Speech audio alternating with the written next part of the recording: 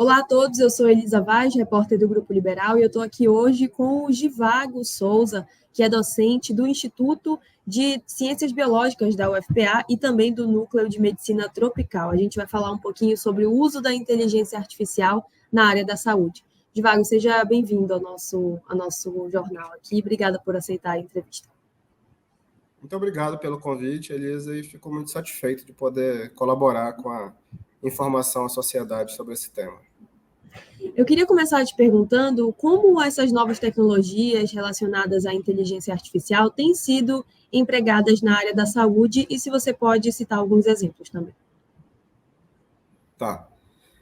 Olha, atualmente essa parte de inteligência artificial, ela na área da saúde, especialmente, ela tem sido grandemente aplicada, especialmente na área da pesquisa, tá?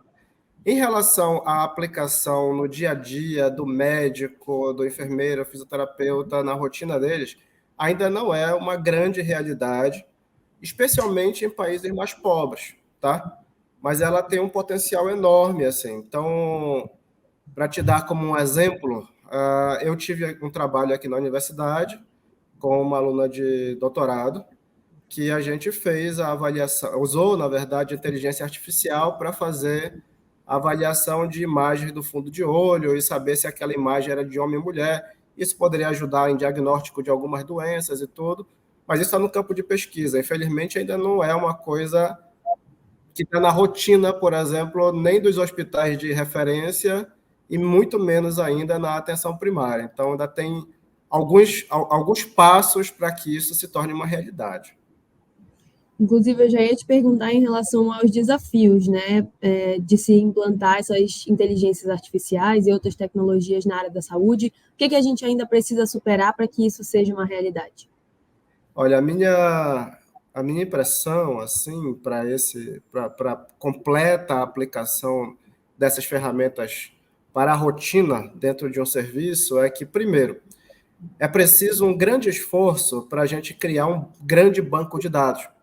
Porque esses algoritmos de inteligência artificial, eles são ferramentas, só que essas ferramentas só funcionam se você tiver um grande banco de dados para poder dizer o que é saudável e o que não é saudável, por exemplo, tá? Se quiser diagnosticar doenças.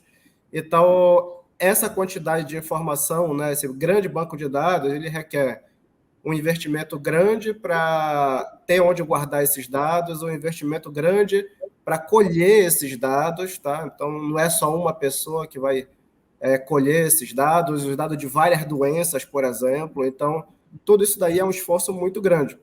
Um segundo problema que eu acho que poderia ser enfrentado em aplicar algoritmos de inteligência artificial na rotina, por exemplo, no SUS, é que às vezes é necessário que o algoritmo rode na nuvem, que a gente fala. Então, às vezes é preciso internet para que isso aconteça. Nem sempre, tá? Mas em algumas situações o processamento é tão pesado que precisaria de um computador muito potente ou fazer isso na internet. Então, isso também dificulta porque não é em todos os locais, especialmente de um país pobre, de uma região pobre, como é o nosso caso, a gente vai ter internet disponível com essa qualidade de tráfego de informação que permita, por exemplo, passar alguns algoritmos. Então, esses ainda são alguns entraves que a gente pode, talvez, enfrentar para colocar essas ferramentas na rotina dos profissionais da área da saúde. Você falou sobre o uso de algoritmos e dados. Eu queria saber em relação aos benefícios que a inteligência artificial e as tecnologias como um todo podem trazer para a área da saúde. Por exemplo, a gente usa relógios inteligentes que ficam monitorando o tempo todo a nossa saúde. Para que isso pode ser utilizado, por exemplo, para prevenir doenças? Olha só, esses relógios, os chamados smartwatches, né? Assim como os smartphones, eles têm uma grande quantidade de pequenos equipamentos eletrônicos que a gente chama de sensores. E esses sensores, eles são usados com frequência pelos programas dos smartphones, né, dos smartwatches também, que são os aplicativos, e eles são usados para várias coisas. Então, quando vira a tela do celular, a imagem vira junto e tudo. E o pessoal que trabalha na área da saúde, né, os pesquisadores, perceberam que poderiam usar esses sensores para poder extrair informações para várias coisas. Então, criaram aí aplicativos para smartwatch, para smartphone, que podem dar informações importantes sobre a saúde das pessoas. Então, uma das coisas que a gente trabalha aqui na universidade também é nesse tipo de coisa de criar, desenvolver protocolos para avaliar, por exemplo, a qualidade do movimento, avaliar o equilíbrio de pessoas. Mas tem muita gente que trabalha com outros tipos de aplicativos para medir, por exemplo, a frequência cardíaca, fazer pequenos questionários para aplicar algumas informações relacionadas à saúde das pessoas e encontrar algum risco à saúde. Então, hoje em dia existe todo um mercado que é uma realidade já, tá? Diferente do que eu te falei em relação à inteligência artificial, esses aplicativos de smartwatch e de smartphone, eles já são relativamente muito usados, tá? Mesmo em países mais pobres. Os países mais ricos, eles já estão num nível em que a população usa bastante. Aqui usam muito para algumas coisas, por exemplo, caminhada, para ver quantos passos deu, até mesmo às vezes para avaliar a frequência cardíaca, tem muita coisa. Agora ainda pode avançar. Ainda tem muita coisa aqui no Brasil que a gente pode desenvolver para aplicativos na área da saúde e eles só têm a contribuir. Eles, na verdade, são ferramentas muito boas para poder fazer algum tipo de monitoramento, tá? da saúde das pessoas. Eles não vêm para substituir o exame do hospital, tá? Mas eles ajudam a identificar, essa pessoa aqui talvez precise de uma atenção. Ela pode estar em provável risco, é melhor encaminhar ela para um centro especial. Agora também vale a pena chamar a atenção, agora ver os cuidados, né, já que tem o sucesso da tecnologia, tem alguns cuidados. Tem que ver quais são os aplicativos que são, vamos dizer assim, validados. Porque às vezes tem companhias de tudo que é qualidade, né, boas e ruins. Então, tem algumas companhias que simplesmente criam aplicativos, mas não testam isso para ver se esse aplicativo ele é bom de fato.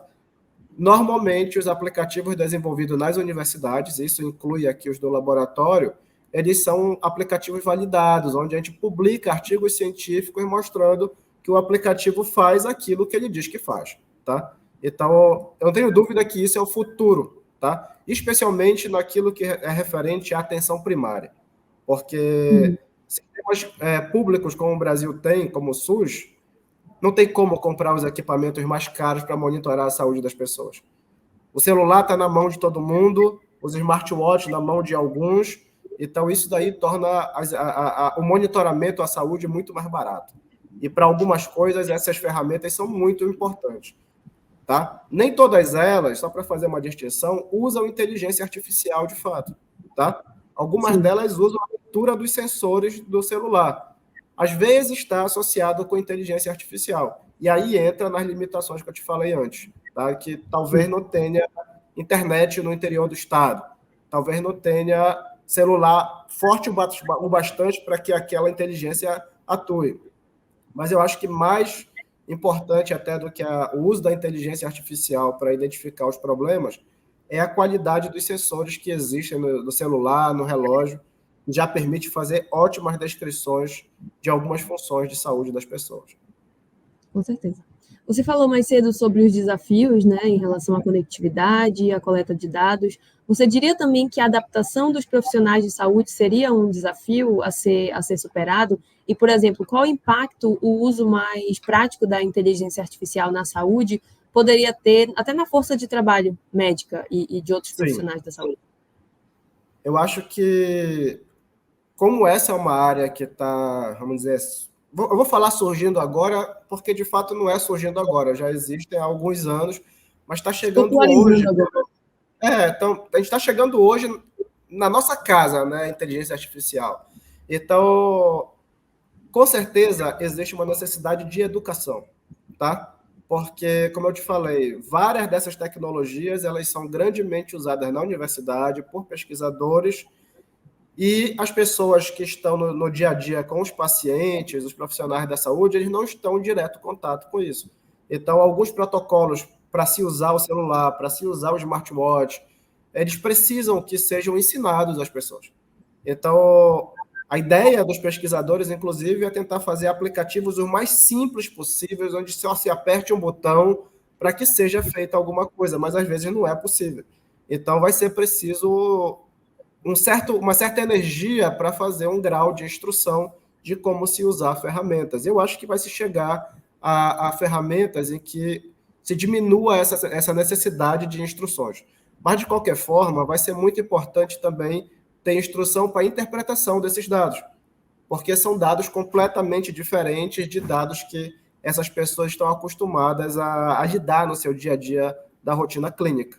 Então, eu acho que vai ter uma necessidade de ter uma educação continuada desses profissionais da área da saúde, tá? Eu acho que esse é um ponto fundamental.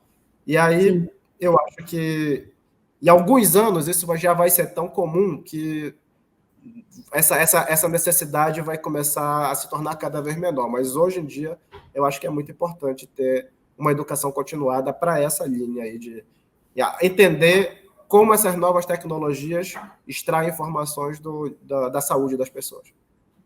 Agora, existe também, por trás de tudo isso, uma questão ética, né? Por exemplo, você citou que seria, no futuro próximo, talvez essa coleta de dados das pessoas, usando, por exemplo, o smartwatch, podem ser usadas de uma forma mais social, né? De ter dados mesmo sobre a população, nível de batimento cardíaco da população, de sono, enfim, realmente trazer levantamentos, mas, ao mesmo tempo, o governo, nesse caso, estaria usando os dados dos pacientes, né, da população.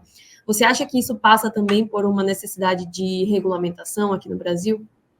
Totalmente. Eu acho que o Brasil, ele já tem um plano de estratégia para implementar a chamada saúde digital, né, que é usar essas ferramentas tecnológicas na saúde. Mas ainda tem um debate importante a respeito da ética dos dados, porque em algumas situações a gente tem que separar bem aqui o que é o atendimento na rede privada e na rede pública, tá? Na rede privada, você vai ser atendido e aqueles dados vai ficar no celular, talvez, lá do serviço de saúde onde que você foi atendido e tudo. Ou cada rede de saúde vai ter a sua nuvem para guardar os dados e coisas assim. Mas quando a gente fala do serviço público, tá? Vai ser muito importante entender que não dá para simplesmente fazer o exame no celular do médico, por exemplo. Porque se colocar o dado do paciente no celular do médico, os outros profissionais não vão ter acesso a isso daí. Então, vai ter que ser discutido, por exemplo, se não vai ser preciso talvez ter equipamentos portáteis, celular, smartwatch, sei lá, que seja do serviço. E que esses dados possam ir para um sistema que seja público ou que, enfim, os outros profissionais possam ter acesso, pelo menos. Em relação à privacidade dos dados, isso é uma outra coisa que vai precisar ser discutida, né? Porque uma vez que o dado seja, por exemplo, disponível para outros setores, a gente vai ter que proteger a identidade das pessoas que foram avaliadas. Porque, inclusive, colocar regras para o uso desses dados que vão ser colocados na rede. Esses dados vão ser usados para quê? Para estudos epidemiológicos, para monitoramento do estado. Provavelmente não devem ser usados para que a gente possa expor uma condição de saúde de alguém.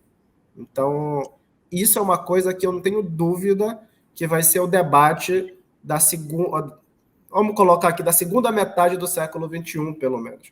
O que fazer com os dados eletrônicos que vão se tornar cada vez mais comuns? Hoje a gente já tem isso, mas vão se tornar cada vez mais comuns.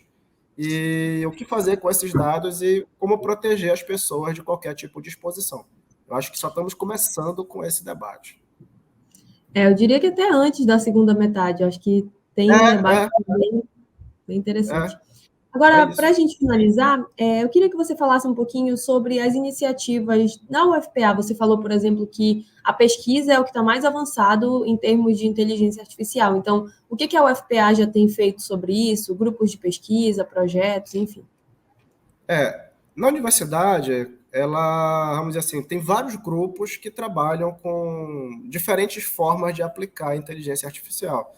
Então, eu conheço pessoas que são lá do Instituto de Ciências Biológicas, que trabalham com inteligência artificial, tem pessoas da Faculdade de Ciência da Computação que trabalham com inteligência artificial.